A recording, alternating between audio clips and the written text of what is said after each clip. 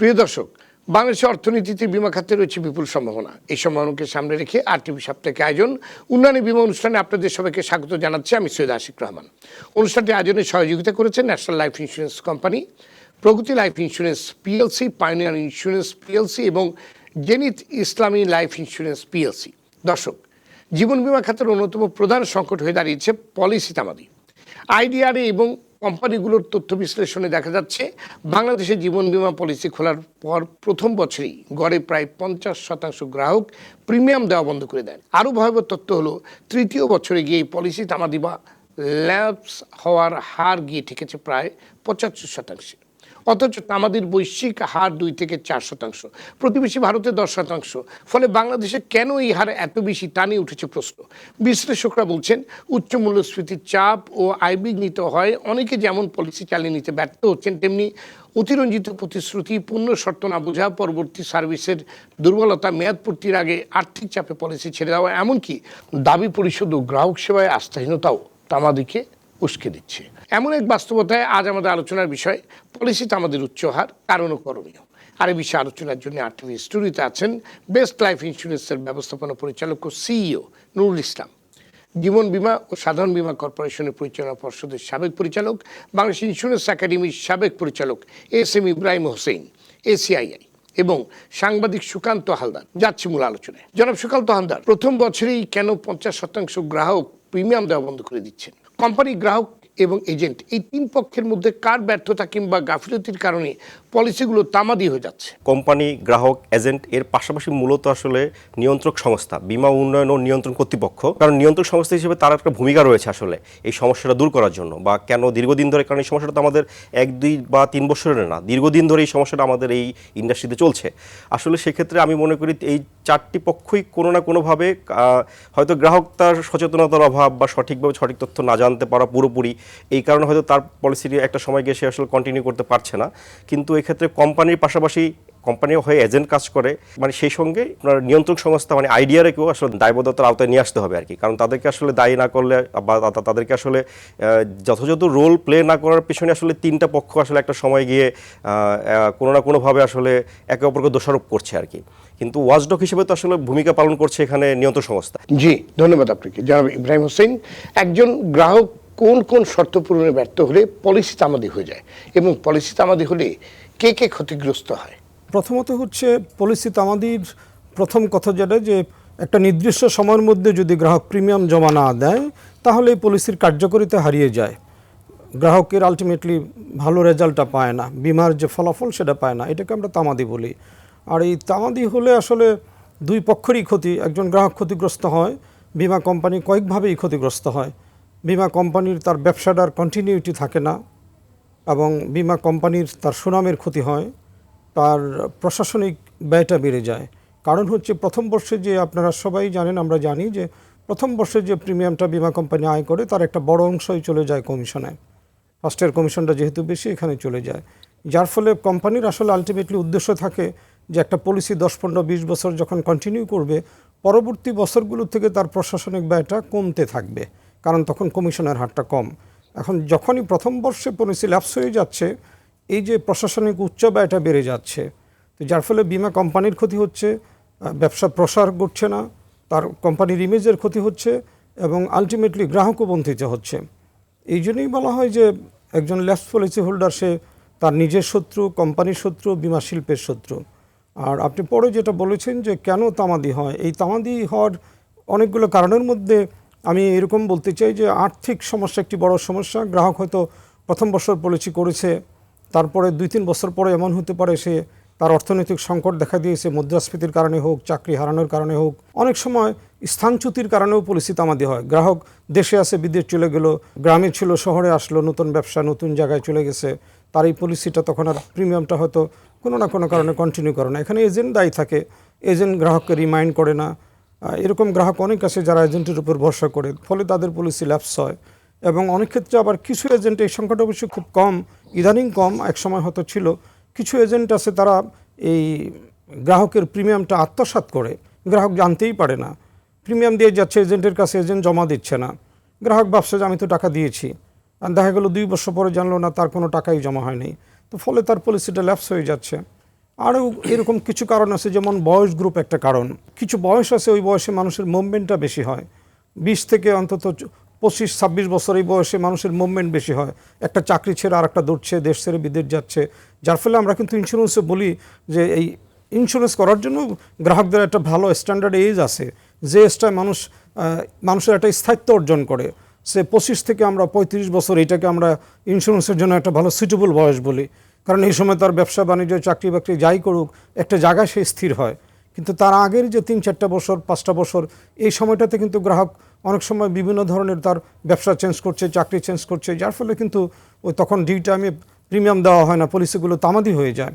এবং গ্রাহক সেবার মানও কোম্পানির যখন ভালো হয় না, এই কারণেও তামাদি হয়ে যায়। এখানে গ্রাহকের যেরকম দায়িত্ব আছে, কোম্পানির দায়িত্ব আছে। তো সেই দায়িত্বগুলো যদি, এবং রেগুলেটরের কথা বলা হচ্ছিল, রেগুলেটরেরও দায়িত্ব আছে। এগুলো আমাদের দেশে তো রেগুলেটরের নামের সঙ্গে ইন্স্যুরেন্স রেগুলেটরি এবং ডেভেলপমেন্ট কথাটা আছে। তো সুতরাং উন্নয়নের জন্য রেগুলেটরের কাজ করা দরকার। গ্রাহক সচেতন করা, এটা রেগুলেটরেরও এখানে ভূমিকা নিতে পারে। বীমা কোম্পানিরও এখানে দায়িত্ব রয়েছে। এবং সর্বোপরি আমি আপনার এই প্রোগ্রামে একাধিকবার বলেছি, আমাদের দেশে যখন এই প্রফেশনাল এজেন্টশিপটা ভালো হবে, প্রফেশনাল এজেন্ট মিন করি যে কিছু এজেন্ট দেখবেন আছেন যারা 20, 30, 40, 50 বছর চাকরি করে ইন্স্যুরেন্স কোম্পানিতে। তো তখন কিন্তু তার নিজের প্রতি দায়বদ্ধতা থাকে, গ্রাহকের প্রতি তার দায়বদ্ধতা থাকে। আর কিছু এজেন্ট আসে দেখবেন তারা 1-2 বছর, 3 বছর থাকছে, মানে যে সময়টুকু সে ভালো ব্যবসা করতে পারছে, তারপরে সে কোম্পানি সুইচ করছে অথবা এই ইন্স্যুরেন্স সেক্টরেই থাকছে না। তো এই ধরনের এজেন্ট থাকলে কিন্তু আমাদের পলিসি ল্যাপস হবে। আমি আশা করি কয়েকটা অ্যাঙ্গেল থেকে কারণগুলো বললাম। রেগুলেটরের একটা দায়িত্ব হচ্ছে গ্রাহককে সচেতন করা, এটা বড় দায়িত্ব। সরকারিভাবে একটা কথা বললে সেটা মানুষ কিন্তু আস্থায় নেবে, বিশ্বাসে নেবে। তো সুতরাং এই জায়গাগুলোকে আমাদের একটু পরিবর্তন করা দরকার, তাহলে এই পলিসিতে আমাদের এটা আশা করি কমবে। জি, ধন্যবাদ আপনাকে জনাব নুরুল ইসলাম। কোম্পানিগুলো কি পলিসি ডিজাইন এবং বিক্রি করার সময় গ্রাহকের দীর্ঘমেয়াদী আর্থিক সক্ষমতা সঠিকভাবে যাচাই করে? অভিযোগ রয়েছে বিমা কোম্পানিগুলো কেবল প্রথম বছরের ব্যবসার টার্গেট পূরণে ব্যস্ত থাকে, পরবর্তীতে তারা আর গ্রাহকদের খোঁজখবরই রাখে না। একজন সিইও হিসাবে এই অভিযোগের উত্তরে কি বলবেন আপনি? একটা প্রতিষ্ঠানের রিনিউয়াল প্রিমিয়াম হচ্ছে তার বেসিক ব্যাকবোন। যে ফার্স্ট ইয়ার প্রিমিয়াম, একটু আগে আমাদের ইব্রাহিম স্যার যে কথা বলছিলেন, যে আসলে আইনিভাবেই ফার্স্ট ইয়ার প্রিমিয়ামের ম্যাক্সিমামটাই কিন্তু প্রথম বছরে খরচ হয়ে যায়। অতএব যদি নবায়ন প্রিমিয়াম কোম্পানি আয় করতে না পারে, তাহলে কোম্পানির ভিত মজবুত হওয়ার কোনো সুযোগ নাই। এক্ষেত্রে যে কথাগুলো আমি ইব্রাহিম স্যার একটু আগে বলছিল, আমি একটু সাপ্লিমেন্ট করতে চাই দুটো একটা কথা। আসলে আমাদের এই দেশে এখন পর্যন্ত আমাদের বিমা আওতাভুক্ত হয়েছে, এটার সংখ্যা তো very poor, percentage very poor. যতটুকু হয়েছে এই অংশটাও একেবারেই বলবো যে এই অংশের আবার 90 থেকে 95% গ্রাহক নিজেরা সচেতন না। এরা কোনো না কোনো রেফারেন্সে পলিসিগুলো করে। আর পলিসি ল্যাপস হওয়ার যতগুলো কারণ আমাদের আলোচনায় এসেছে, এর থেকে আরও কিছু অন্যতম কারণ আছে।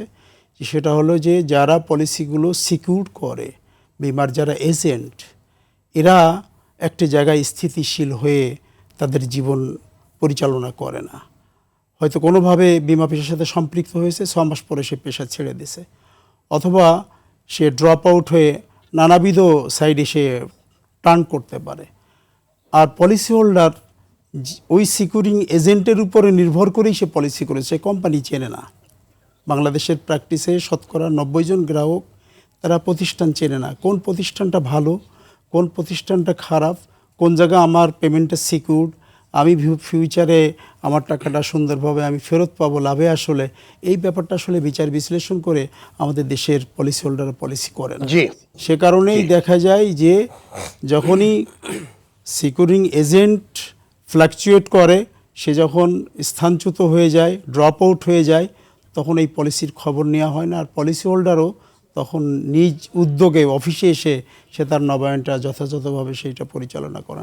এক্ষেত্রে কোম্পানির একটা বড় দায় আছে। কোম্পানিগুলো যে করছে না আমি এটা বলবো না, ইভেন তো আমি আইডিআরের ব্যাপারেও একটু বলবো। আইডিআরও কিন্তু ইতিমধ্যে একটা পদক্ষেপ তারা নিয়েছে।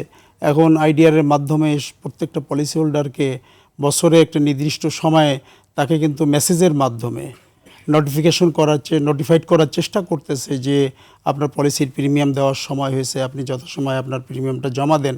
এটা আইডিআর পক্ষ থেকে, আমরা কোম্পানি পক্ষ থেকে করতেছি, আইডিআর পক্ষ থেকেও করতেছি। কিন্তু ওই যে বললাম, এখানে বেসিক জায়গা হলো পলিসিটা যিনি সিকিউর করেছেন তার ভূমিকাটা এখানে মুখ্য। সে যদি কোনো কারণে ড্রপ আউট হয়ে যায় তো কোম্পানির ভূমিকা বা আইডিআর ভূমিকা গ্রাহকের কাছে এতটা মুখ্য হয় না। তো আমাদের দেশের আমি বলবো যে এখনো সরকারিভাবে গ্রাহকদেরকে সচেতন করার জন্য যথাযথ পদক্ষেপ নেওয়া প্রয়োজন, এটা প্রতিকারের জন্য। আর পাশাপাশি আমাদের যারা সিকিউরিং এজেন্ট আছে তাদের একটা জায়গায় স্থিতিশীল হয়ে লং রানে যদি সে কাজটা করে তাহলে সেই দেখা যাবে যে আমরা নিজেরাও দেখছি যে এই প্রতিষ্ঠানে একটা কর্মী 10 বছর আগে থেকে চাকরি করে যাচ্ছে কন্টিনিউ, তার বিকৃত পলিসি ম্যাক্সিমাম চালু আছে। কিন্তু যারা এখান থেকে ড্রপ আউট হয়ে যায় তখন তাদের তাদের দ্বারা সংগৃহীত পলিসিগুলো তখন আমরা যথাযথভাবে কোম্পানিতে আর পাওয়া যায় না। এটা বিভিন্নভাবে চেষ্টা করা হয়। ম্যাক্সিমাম কোম্পানিতে এখন কল সেন্টার করেছে, আমার প্রতিষ্ঠানে আছে, অন্য অন্য প্রতিষ্ঠানও আছে। তারা চেষ্টা করে হরহামেশা গ্রাহককে এটা টেলিফোনের মাধ্যমে, মেসেজের মাধ্যমে তাদেরকে বারংবার সচেতন করছে। এর দ্বারা কিছুটা উপকার হচ্ছে, একবারে হবে না তা না, তবে নানাবিধ কারণ আসলে এটার সাথে সম্পৃক্ত। আর এর আগে যে আলোচনাগুলো হয়েছে, আর্থিক সক্ষমতা, পলিসি যখন আমরা সেল করি তখন এইটা প্রপার সেলিংটা যেভাবে হওয়া উচিত, মেসেজগুলো আমরা গ্রাহকের সঠিকভাবে দেই না। আমাদের এই যে গ্রাহক অসচেতন থাকার কারণে আমাদের কর্মীরা তাদেরকে নানা ধরনের বিভ্রান্তির মধ্যে তাদেরকে পলিসি করে। জি, ধন্যবাদ আপনাকে। সুকান্ত হালদার, আমরা জানি প্রথম বছরের প্রিমিয়ামে এজেন্টরা প্রায় 35% পর্যন্ত কমিশন পান, কিন্তু পরের বছরগুলোতে তা কমে যায়। এই ত্রুটিপূর্ণ কমিশন ব্যবস্থার কারণেই কি এজেন্টরা গ্রাহকদের মিস সেলিং বা ভুল বুঝিয়ে পলিসি বিক্রি করছে? এই ব্যবস্থা আসলে এই কমিশনের যে মানে আমরা যে এটা যে বলি যে হারটা, এটা আসলে একটা বড় অংশে দায়ী। কারণ আপনি দেখবেন এখানে প্রথম দ্বিতীয় তৃতীয় বা চতুর্থ বর্ষ বা পলিসির যে মেয়াদ বা ডিজাইন অনুযায়ী প্রথম বর্ষের একটা গ্রাহক, একজন এজেন্ট যখন একটা পলিসি বিক্রি করেন, সেই হারটা এতটাই বেশি যে তাকে আসলে ধরেন সেকেন্ড ইয়ার থার্ড ইয়ারে গিয়ে আসলে তাকে ওইটা চিন্তা না করলেও হয়, যে সে চিন্তা করে ফার্স্ট ইয়ার আমি যদি বিক্রি করতে পারি তাহলে আমাদের একটা মোটা অঙ্কের লাভ থাকে আর কি। সেকেন্ড ইয়ার বা থার্ড ইয়ারে সে যদি ল্যাপস করে দেয় তাহলে আসলে তার খুব বেশি ক্ষতি হয় না আর কি। কারণ এই জন্য সে প্রথম বছর দিকে একটু বেশি মনোযোগ দেন এবং তাকে আসলে এই যে কমিশনের যে হার, এটা একবার বছর 2 বা 3 আগে একবার আইডিয়ার একটা সংশোধনের উদ্যোগ নিয়েছিল। এই যে ল্যাপসের হারটা আসলে এই ক্ষেত্রে মানে যে রোলটা প্লে করতেছিল, এটাও রেগুলেটর নজর আসছিল যে প্রথম বছর কমিশন হার এত বেশি অন্যান্য বছরগুলোর তুলনায়, কিন্তু তারপরে যতটুকু আমার মনে পড়ছে এখন পর্যন্ত সেইটা সংশোধন হয়নি আইনটা। তো আইনটা আসলে সেই প্রায় 16 বছর আগের পুরনো আইন, বর্তমান বাস্তবতা তো আসলে ভিন্ন। তো আমার কাছে মনে হয় আসলে এই জায়গাটা যদি মানে সরকার বা এই আইডিয়ার যদি আসলে একটু নোটিস করে, আমার কাছে মনে হয় এই সমস্যাটা কিছুটা হলেও একটা সমাধান হবে আর কি। জনাব ইব্রাহিম হোসেন, আমাদের দেশে এজেন্টদের কি যথাযথ নৈতিক ও পেশাদার প্রশিক্ষণ দেওয়া হচ্ছে, নাকি শুধু খণ্ডকালীন কর্মী হিসাবে কমিশন ভোগী বা কমিশন শিকারী তৈরি করা হচ্ছে? প্রথমত হলো এই এখন ইদানিং যে বাধ্যতামূলক ট্রেনিং করা হয়েছে এজেন্টদের জন্য, এটা কিন্তু আগে বাধ্যতামূলক ছিল না। 72 ঘন্টার ট্রেনিং এখন বাধ্যতামূলক হয়েছে, আগে ছিলই না। তো এখন এইটুকু বলা হয়েছে যে হ্যাঁ, পেন অ্যান্ড পেপারে 72 ঘন্টার একটা ট্রেনিং করা হচ্ছে, কিন্তু এই ট্রেনিং প্রোভাইডার যারা, তাদেরও কিছু ল্যাপস রয়েছে, তারা আসলে যথাযথভাবে 72 ঘন্টার ট্রেনিংটা দিচ্ছে না। সবাইকে বলবো না, অন্তত এই যারা প্রাইভেট প্রোভাইডার আছে, এইটা ট্রেনিংটা যথাযথ দিচ্ছে না। আরেকটা হলো যে সকল এজেন্টকে আপনি অনেকদিন টিকে রাখতে পারবেন বা টিকে থাকতে পারবে, তারা কিন্তু লং রান তারা কিন্তু লাভবান হয়। কারণ আমাদের দেশে একটা প্রবণতা তাদের, যেহেতু তারা এই সেক্টরে এজেন্ট হিসেবে যারা কাজ করে, তারা আর্থিক কারণে করে, তারা ওই শর্ট টার্ম চিন্তা করে। তো স্বল্প সময়ে তারা লাভবান হওয়ার আশায় এই কাজটা করে, কিন্তু তাদেরকে বোঝানো দরকার যে তুমি যদি দীর্ঘদিন টিকে থাকো তাহলে এই যে পরের বছরগুলোতে যে ছোটো কমিশন তুমি পাও, এগুলো তোমাকে অ্যাকুমুলেট করে অনেক বড় রকম একটা কমিশন তোমার হাতে দিবে। এবং এই জায়গায় আগের বক্তা একটু বলেছিলেন, আপনিও প্রসঙ্গে এনেছিলেন, এটা নিয়ে ইড্ডাতেও আলোচনা হয়েছে যে প্রথম বর্ষ কমিশনটা কমানো, এটাকে স্প্লিট করে পরের বছরগুলোতে যদি দেওয়া যায় তাহলে এই কমিশনের এটা যেরকম কমবে এবং তাদের এই যে এজেন্টদের টিকসই হওয়ার প্রবণতাটা বাড়বে। এবং এখানে আরেকটা বিষয়, এই আপনার পলিসি পারসিস্টেন্সির জন্য একটা বোনাসের ব্যবস্থা করা উচিত। অর্থাৎ যে এজেন্টের পলিসি 10 বছর 12 বছর টিকসই হবে, টিকে যাবে, তাকে এর জন্য ছোটো আকারে হলেও আলাদা একটা পলিসি পারসিস্টেন্সি বোনাস দেওয়া যেতে পারে। এগুলো বিদেশে অন্য অন্য দেশে আছে। তো এগুলো যদি করা হয় তাহলে কিন্তু এজেন্টরা উৎসাহিত হবে। এবং আমি আবার বলবো এই জায়গাটাকে খুবই গুরুত্ব দেওয়া উচিত।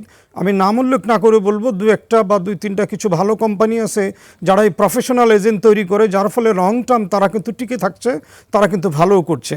সুতরাং সকল কোম্পানিকেই এই লং টার্ম চিন্তাটা করতে হবে এবং যে এজেন্টটা দেখে শুনে নিতে হবে। যাকে তাকে যদি এজেন্ট নেই, সে জোরে গেলেও কোম্পানির ক্ষতি, তার নিজেরও ক্ষতি। এই জন্য তাকে যখন রিক্রুট করা হবে তার কিছু পরীক্ষা নিয়ে নেওয়া উচিত যে এই লোকটা সত্যি আমার এখানে টিকসই হবে কিনা। কারণ অনেকে আবেগের বশে আসে, অনেকে দেখা গেল যে আর্থিক কারণে আসে, যে কাজ নাই, ইন্স্যুরেন্স সেক্টরে গিয়ে দেখি এজেন্ট হিসেবে কাজ করতে পারি কিনা। কিন্তু তাদেরকে নিয়োগ করার আগে কিছু বিষয় ভালোভাবে যাচাই করে যদি নেওয়া হয় যে এই লোকটা আমার এখানে টিকসই হবে কিনা। কারণ সে টিকসই না হলে তার নিজের ক্ষতি, কোম্পানির ক্ষতি, বিমা সেক্টরের ক্ষতি। তো সেই জন্য আমি বলবো যে প্রফেশনাল এজেন্ট এটা একটি ইম্পর্টেন্ট বিষয়। এবং আমরা কিছু বিষয় মুখে বলে কিন্তু গুরুত্ব দেই না। যেমন এইটাকে যদি আমরা গুরুত্ব দেই তাহলে দেখা যাবে যে এই যে এজেন্ট জোরে পড়ার হার যেরকম কমবে, পলিসিতে আমাদের হারও কমবে। তাদের এই ট্রেনিংগুলো মানসম্পন্ন করা উচিত এবং ইডরার এখানে মাঝে মাঝে ভিজিট করতে পারলে ভালো, যে ট্রেনিংগুলো যারা দিচ্ছে তারা যথাযথভাবে দিচ্ছে কিনা। কারণ এটা একটা গুরুত্বপূর্ণ বিষয়। জনাব নুরুল ইসলাম, আর যাদের পলিসি তামাদি হয়ে গেছে তারা যদি আবারও তার পলিসি সচল করতে চান, সেই সুযোগ কতখানি আছে? সেক্ষেত্রে গ্রাহকের করণীয় কি? এমনি নর্মালি 5 বছর পর্যন্ত পলিসি যদি ল্যাপস থাকে, গ্রাহকের ইচ্ছা অনুযায়ী তিনি পলিসি নতুনভাবে আবার এটা রিভাইভ করতে পারে। সে অ্যাট এ টাইমে 5 বছরের টাকা দিয়েও রিভাইভ করতে পারে। আবার যদি সে পার্ট 1 বছরের টাকা দিয়ে বা 2 বছরের টাকা দিয়েও সে পলিসি সচল করতে চায়, সে ব্যবস্থা আছে। আমি আরেকটু সাপ্লিমেন্ট করব আমার দুই সহ-আলোচকের। সুকান্তবাবু যে কথাটা বলেছে, আইডিয়ারে ইতিমধ্যে কিন্তু আমরা 2 বছর আগের কথা যেটা বলেছে, একটা অ্যারেঞ্জমেন্ট কিন্তু হয়েছে ইতিমধ্যে, যে আমাদের প্রথম বছরের এজেন্ট যেই পরিমাণ কমিশন সে অর্জন করে, এই কমিশনের একটা ডেফারাল কমিশন হিসেবে, আইসি কমিশন হিসেবে এটা 10% কেটে রাখা হয়, যেটা দ্বিতীয় বছরে প্রিমিয়ামটা আশা সাপেক্ষে প্রদেয় হয়। তার মানে দ্বিতীয় বছরে সে যখন প্রিমিয়ামটা আনে তখন তার একটা মানে প্রাপ্য কমিশন আছে, সেটা পায় উইথ ফার্স্ট ইয়ারের থেকে যে টাকাটা কেটে রাখা হয়, এই দুটো টাকাই সে একসাথে পায়। তখন এই দুটো টাকা একসাথে করলে সেইটা তখন পরিমাণটা মোটামুটি কিন্তু হ্যান্ডসাম হয়। কাজে কাজে এখানে একটা আকর্ষণ রাখার ব্যবস্থা হয়েছে এবং এটা কোম্পানিগুলোতে ইমপ্লিমেন্টও করা হয়েছে। এটা অধিকাংশ কোম্পানি, আমি বলবো অলমোস্ট 80 থেকে 90% কোম্পানি এটা মেনটেন করে। এটা একটা ভালো অ্যারেঞ্জমেন্ট এখানে। জনাব নুরুল ইসলাম, বিশ্বের অনেক দেশই পলিসিতে আমাদের হার সর্বনিম্ন পর্যায়ে নামিয়ে আনতে সক্ষম হচ্ছে, তারা কেন পারছে আর আমরা কেন পারছি না? ভাই, উন্নত বিশ্বে অ্যাকচুয়ালি ইন্স্যুরেন্স সম্পর্কে আমরা যেটা স্বাভাবিকভাবে জানি, অধিকাংশ মানুষ, অর্থাৎ এখানে শতকরা 90 থেকে 95% মানুষ কিন্তু সচেতন। কোনো কোনো দেশে এটা বাধ্যতামূলকভাবে এটা মেনটেন করা হয় এবং ম্যাক্সিমাম যে উন্নত দেশে সকলেই জানে ইন্স্যুরেন্স তার সকল ধরনের সিকিউরিটি, সকল ধরনের আর্থিক নিরাপত্তার, সকল ধরনের বিপদের পাশে ইন্স্যুরেন্স প্রতিষ্ঠান থাকে এবং এই ব্যাপারে তারা যথেষ্ট অ্যাওয়ার্ড। বাংলাদেশে আমাদের এই বিমা ব্যবস্থাপনাটা, ওই যে আমি একটু আগে বললাম যে এখন পর্যন্ত দেশের মানুষকে ইন্স্যুরেন্সের কথা বললে তারা এই সম্পর্কে একটা নেগেটিভ দৃষ্টিভঙ্গি নিয়ে, হলো এজেন্টকেও নেগেটিভ দৃষ্টিভঙ্গি নিয়ে দেখে এবং প্রতিষ্ঠানগুলোকেও নেগেটিভ দৃষ্টিভঙ্গি নিয়ে দেখে। তো সেক্ষেত্রে তখন তাকে বিভিন্ন ধরনের আকর্ষণীয় কোন কিছু কথাবার্তা বলে আমরা তখন পলিসির ব্যাপারে আকৃষ্ট করি। পরবর্তীতে দেখা যায় আরেকজন তাকে আবার নেগেটিভ কথা বলে। এই নেগেটিভ কথা শুনে তখন তার মেন্টালিটি যে অবস্থায় ছিল এটা থেকে সে ডাইভার্ট হয়ে যায়। সেক্ষেত্রেও দেখা যায় অনেক পলিসি যে না, এটা আমি পলিসি চালাবো না, তার আমার যদি কিছু টাকা মাইরেও যায় আমি মার যাক।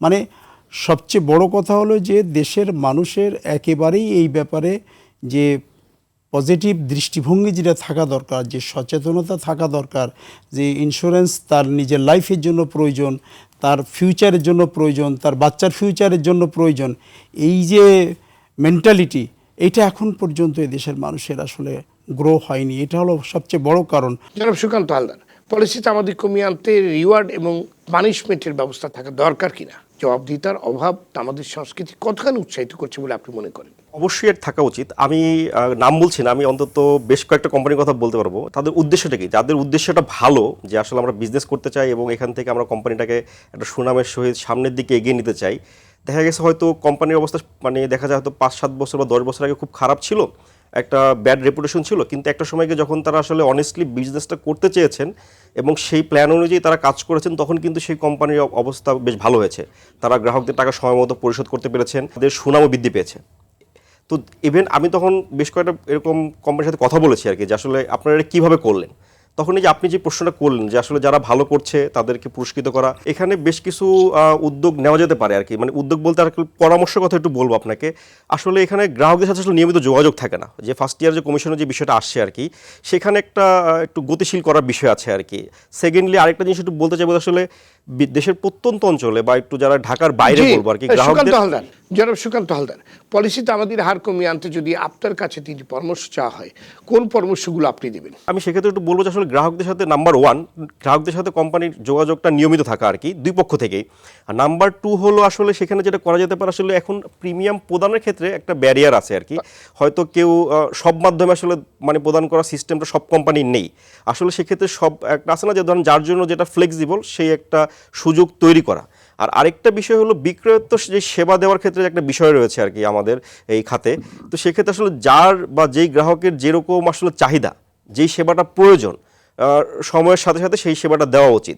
আর পাশাপাশি আমি আরেকটা জিনিস একটু বলবো, ঘুরে ফিরে আসলে এটা বলতেই হবে, আসলে ওভারঅল মনিটর করার দায়িত্ব যে সংস্থাটা, তাকে আসলে শক্তিশালী করা। না হলে যতই যাক বলি আমরা, কারণ বাংলাদেশের প্রেক্ষাপটে আসলে বাস্তবতাটা আসলে ভিন্ন এই সেক্টরের জন্য। তাকে আসলে যদি সেই গতিশীল করা না হয় বা তাকে সেই শক্তিশালী করা না হয়, আসলে আমরা অনেক কথাই বলতে পারবো বা অনেক পরামর্শ দিতে পারবো, কিন্তু সেটা আসলে কাজে আসবে না। আমাদের আলোচনা একেবারে শেষ পর্যায়ে। জনাব ইব্রাহিম হোসেন, পলিসি সচল রাখার হার আগামী 3 বছরের মধ্যে 80% প্লাস করতে হলে আইডিআরএ, কোম্পানি, এজেন্ট এবং গ্রাহক, এই 4 পক্ষের কার কি করণীয়? আপনার পরামর্শ শুনে আমাদের আজকে আলোচনা শেষ করব। মূল প্রশ্ন যেটা, যে পলিসিতে আমাদের হার কমানো, আপনি কয়েকটা স্তরের কথা বলেছেন যে ইডার কী করণীয়, কোম্পানির কী করণীয়। আমি বলবো যে কোম্পানি যেরকম হেড অফিসের যে আন্ডার রেটিং ডিপার্টমেন্ট বলে, সেখানে তাদের করণীয় আছে।